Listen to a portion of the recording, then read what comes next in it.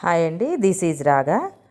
ఈరోజు నేను మీకు సింపుల్గా అయిపోయే బంగాళదుంప, దోసకాయ, టమాటా కర్రీ అయితే మీకు చూపించబోతున్నానండి. దానికి కావాల్సిన పదార్థాలు: దోసకాయ, టమాటా, బంగాళదుంప, కరివేపాకు, కొత్తిమీర, ఆయిల్, తాలింపు గింజలు, కారం, ఉప్పు, సంబారు పసుపు అండి. అది లేకపోతే మామూలు పసుపు అయినా యూస్ చేసుకోవచ్చు.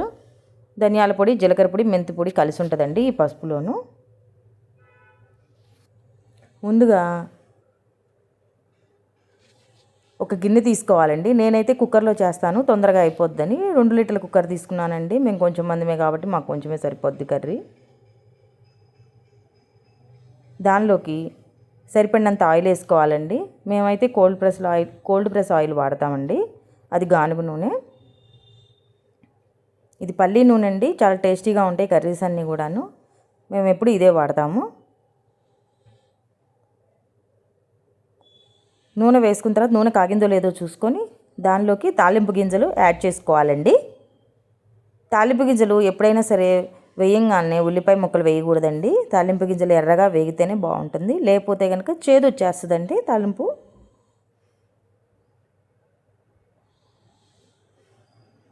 చూడండి, ఆవాలు చిటపట్లాడుతున్నాయి.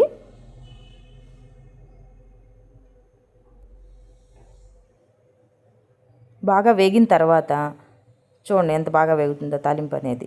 తాలింపు వేగిన తర్వాత మాత్రమే మనం ఉల్లిపాయలని యాడ్ చేసుకోవాలండి. ఇప్పుడు బాగా వేగినాయండి, రెడ్డిష్గా వచ్చేసినాయి. మాడిపోతే కూడాను చేదు వస్తుందండి. బ్రౌన్గా వచ్చిన తర్వాత దానిలోకి మనం కట్ చేసి పెట్టుకున్న ఉల్లిపాయ ముక్కలు, పచ్చిమిర్చి ముక్కలు అన్నిటినీ వేసుకొని వేయించుకోవాలండి. ఎప్పుడైనా సరే ఉల్లిపాయ కూడా పచ్చివాసన పోయిన దాకా వేయించుకోవాలండి. ఏ కర్రీకైనా సరే బాగా వేగితేనే కూర అనేది టేస్ట్ వస్తుంది. ఇప్పుడు ఉల్లిపాయలు బాగా తొందరగా మగ్గాలంటే కనుక కొంచెం ఉప్పు యాడ్ చేసుకోండి దాంట్లో. అదొక చిన్న టిప్పు. ఉప్పు యాడ్ చేసుకున్న తర్వాత తొందరగా ఉల్లిపాయలు బ్రౌన్ కలర్కి వచ్చేస్తాయండి. చూడండి, ఈ టైంలో కొంచెం మనం స్టవ్ని సిమ్ చేసుకొని దానిలోనే కట్ చేసి పెట్టుకున్న దోసకాయ ముక్కల్ని,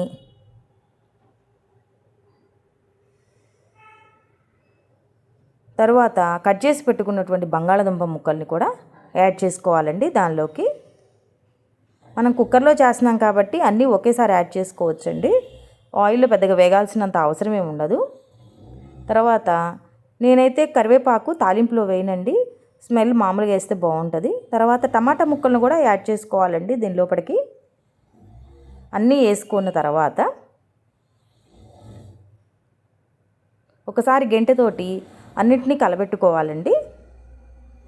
కూర ముక్కలన్నిటినీ కూడాను కలబెట్టుకోవాలి. చూడండి ఎంత కలర్ఫుల్గా ఉందో కర్రీ చూస్తుంటేనే.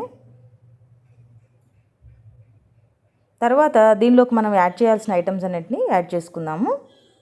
చెప్పాను కదండి సంబార్ పసుపు అని, అది యాడ్ చేస్తాను నేనైతే స్పూన్ వేసుకుంటాను. ఎందుకంటే జీలకర్ర పొడి, ధనియాల పొడి, మెంతి పొడి అన్నీ కలిసి ఉంటుంది కాబట్టి కలర్ ఏమి పెద్దగా రాదండి. తర్వాత దాంట్లోకి కూరకి సరిపడినంత ఉప్పు ఇందాక కొంచెం యాడ్ చేసుకున్నాం కదండి, మళ్ళీ ఇప్పుడు ఎంత కావాలో అంత చూసుకొని ఉప్పును కూడా యాడ్ చేసుకోవాలి. డైలీ కర్రీస్ చేసే వాళ్ళకి అర్థమైపోద్దండి ఎంత ఉప్పు పడుతుంది అనేది.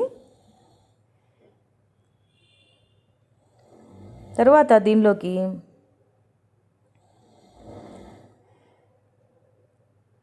కారాన్ని కూడా యాడ్ చేసుకోవాలండి. అది మేము ఇంట్లో పట్టించిన కారం అండి. మేమైతే కారం కొంచెం తక్కువే తింటాం కాబట్టి నేను కొంచెం తక్కువే వేసుకున్నాను. ఎక్కువ తినే వాళ్ళైతే ఎక్కువ యాడ్ చేసుకోండి. తర్వాత కారము అన్నీ వేసుకున్న తర్వాత మనం ఒకసారి మళ్ళీ దాన్ని బాగా కలబెట్టుకోవాలి. కర్రీని కలబెట్టుకున్న తర్వాత చూడండి ఎంత కలర్ఫుల్గా ఉందో.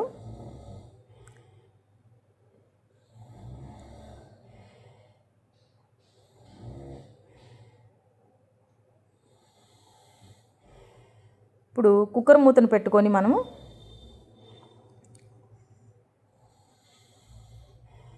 కుక్కర్ మూతని పెట్టేసుకోవాలండి. పెట్టుకొని మీడియం ఫ్లేమ్లో పెట్టుకొని 5 విజిల్స్ వచ్చిన దాకా కుక్కర్ని మనం స్టవ్ మీద ఉంచుకోవాలి. ఇది చిన్న కుక్కర్ కాబట్టి వెంటనే వస్తాయండి, సెకండ్కే విజిల్స్ అనేవి. అదిగో చూడండి అయిపోయింది కర్రీ. ఇప్పుడు కుక్కర్ మూత తీసి చూడండి ఎంత బాగా ఉడికిందో. మనమేమి దీంట్లో వాటర్ అనేది యాడ్ చేయలేదండి, చేయాల్సిన అవసరం కూడా ఉండదు. ఎందుకంటే టమాటాలో వచ్చే వాటరే సరిపోద్ది కూర ఉడకడానికి. ఒకసారి బంగాళదుంప ఉడికిందో లేదో మీకు చూపిస్తాను. చూడండి, మళ్ళీ ఒకసారి స్టవ్ యాడ్ చేసుకుంటే చూసారా ఎంత బాగా ఉందో. చూడండి ఎంత వాటర్ వచ్చిందో చూసారా. అదంతా టమాటాలో వచ్చే వాటరేనండి, మనమేమి సపరేట్గా యాడ్ చేయలేదు, చేయాల్సిన అవసరం కూడా ఉండదు. చూడండి బంగాళదుంప ఉడికిందో లేదో చూసారా, ఎంత పర్ఫెక్ట్గా ఉడికిపోయిందో బంగాళదుంప కూడాను. ఇప్పుడు స్టవ్ వెలిగించి ఒక 5 నిమిషాలు ఉంచి కొత్తిమీర యాడ్ చేసుకున్నామండి. కొంచెం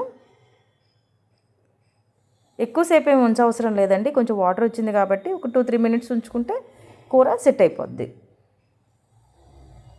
చూసారా ఎంత టెంప్టింగ్గా ఉందో కర్రీ. చాలా టేస్టీగా కూడా ఉంటుందండి ఈ కర్రీ.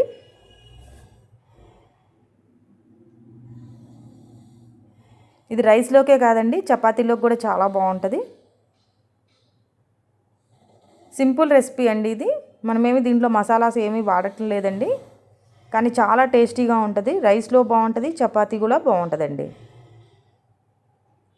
చూసారా అయిపోయింది, కూర దగ్గరికి వచ్చేసిందండి. అయిపోయింది కూర. ఇది చాలా టేస్టీగా ఉంటుందండి. బ్యాచిలర్స్, వర్కింగ్ ఉమెన్స్ పొద్దున్నే తొందరగా అయిపోవాలి అనుకుంటే మాత్రం ఈ రెసిపీని సెలెక్ట్ చేసుకోవచ్చండి. దాదాపు 10 నిమిషాల్లోనే అయిపోతుందండి ఈ రెసిపీ అనేది.